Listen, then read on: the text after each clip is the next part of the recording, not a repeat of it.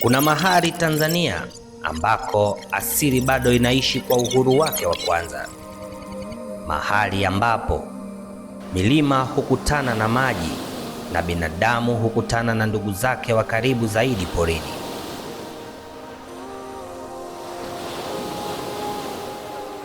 Karibu hifadhi ya taifa ya milima ya Mahale.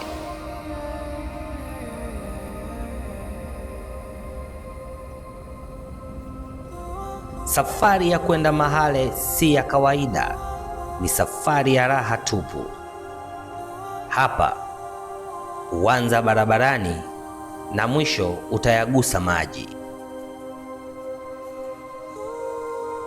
Safari huendelea juu ya maji ya ziwa Tanganyika, ziwa refu zaidi barani Afrika.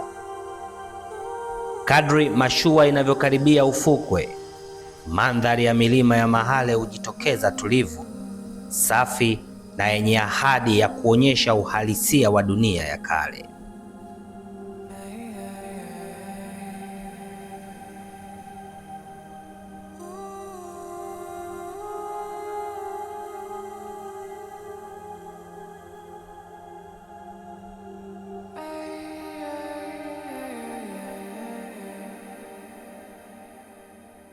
Hawa ni sokwe ndani ya misitu minene, misitu yenye mvua za baraka. Hapa ndipo husikia sauti za maisha, sauti za asili.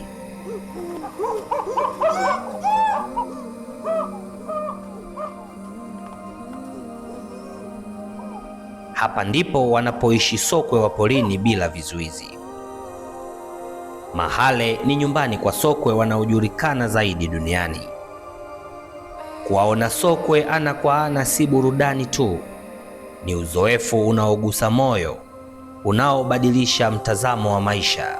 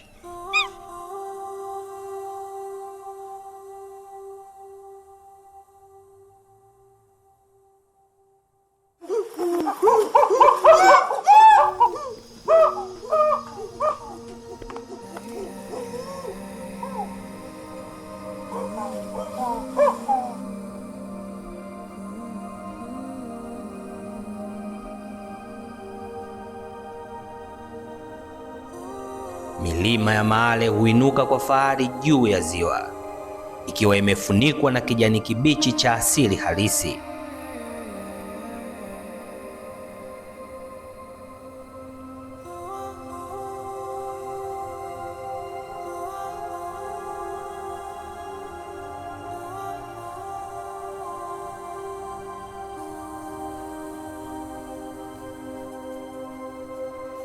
Hii ni paradiso kwa wapenda matembezi ya milimani, wapiga picha na wale wanaotafuta utulivu wa kweli mbali na kelele za dunia.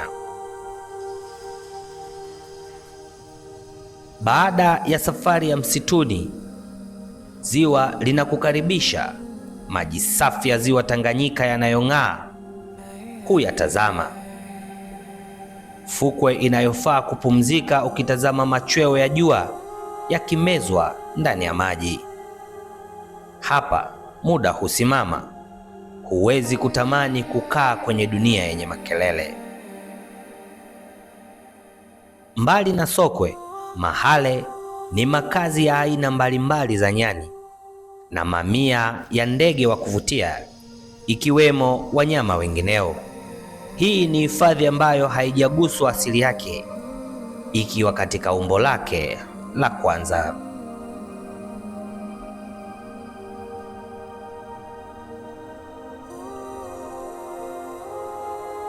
Mahale si hifadhi ya kawaida, ni safari ndani ya nafsi, ya elimu ya hisia na yenye heshima kwa asili.